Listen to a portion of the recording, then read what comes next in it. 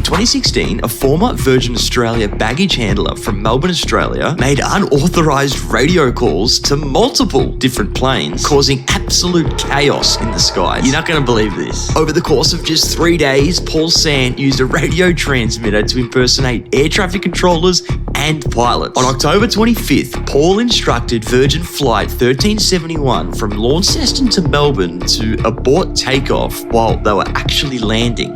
He then instructed Jetstar Flight 477 from Newcastle to Melbourne and Qantas Flight 443 from Sydney to Melbourne to perform a go-around. And shockingly, a few days later on October 27th, Virgin Flight 740 from Gold Coast to Melbourne actually followed Paul Sant's instructions and performed the false go-around order, which got them dangerously close, just 1.8 nautical miles to Jetstar Flight 470, which actually made this a violation of safe separation limits. Now, each time this happened, air traffic control had to intervene in order to prevent disaster, but the worst was actually yet to come. That evening on October 27th at 7:30 p.m, Sant faked a Mayday distress call pretending to be a pilot of a light aircraft, but luckily air traffic control caught on when no plane was actually popping up on their radar. Sant, just 19 years old at the time, was sentenced to 2 years in jail. However, his term was suspended and instead he was placed on a strict release order, including mandatory